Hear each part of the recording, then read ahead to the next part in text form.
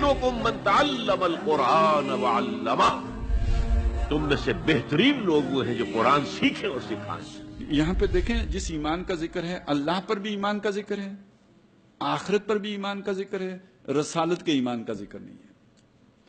پیچھے میں نے زور دیا تھا ایمان بالآخرہ پر، اب یہاں رسالت کی اہمیت سمجھیے۔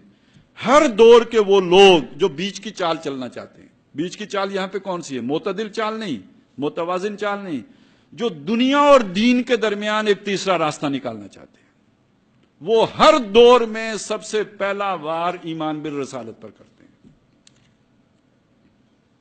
کیوں؟ جسے آپ دین کہتے ہیں اس کا معیار رسالت ہے۔ با مصطفیٰ برساں خیش را کے دی ہماؤست، گر باؤ نہ رسیدی تمام بولا بیست۔ اس نے ایک معیار مقرر کرنا ہے، اس نے ایک راستہ بتا دینا ہے، اس راستے پر چلنا ہے۔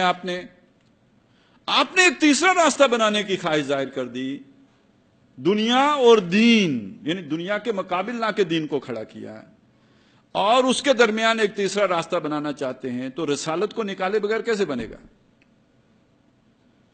تو یہ منافقین نے سب سے پہلے اس کی بنیاد رکھی۔ پھر اس کے بعد ہمیں پتہ ہونا چاہیے کہ یہ جو جھوٹے نبی کھڑے ہوئے تھے وہ بھی در حقیقت محمد الرسول اللہ کا پتہ کاٹنے کے لیے کھڑے ہوئے تھے۔ ان کا وہ معیار ہونا کہ دین میں معیار وہ ہیں، اس پر ضرب لگانے کے لیے آئے تھے۔ پھر جو جتنی بھی گمراہیاں آئیں، حسبنا کتاب اللہ، ہمارے لیے اللہ کی کتاب کافی ہے۔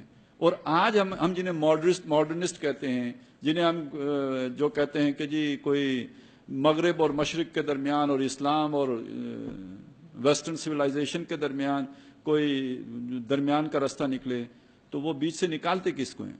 یعنی سب سے بڑا امام ان کا کون ہے؟ غلام احمد پرویز۔ اور غلام احمد پرویز زیادہ کھلا ڈلا آدمی تھا، اس کی جو زیادہ لطیف صورت ہے اس کا نام جاوید احمد غامدی ہے اندر سے بالکل 100% وہی چیز، لیکن یہ کہ وہ اوپر سے ذرا ایسے جو لچھے دار ہیں، ذرا تھوڑا سا اتنی جلدی گرفت میں نہیں آتے کہ ثابت ہو جائے کہ یہ وہ چیز ہیں، لیکن حقیقت تو وہی ہے۔ وہ تو اس سے بھی اگلی چیزیں ہیں۔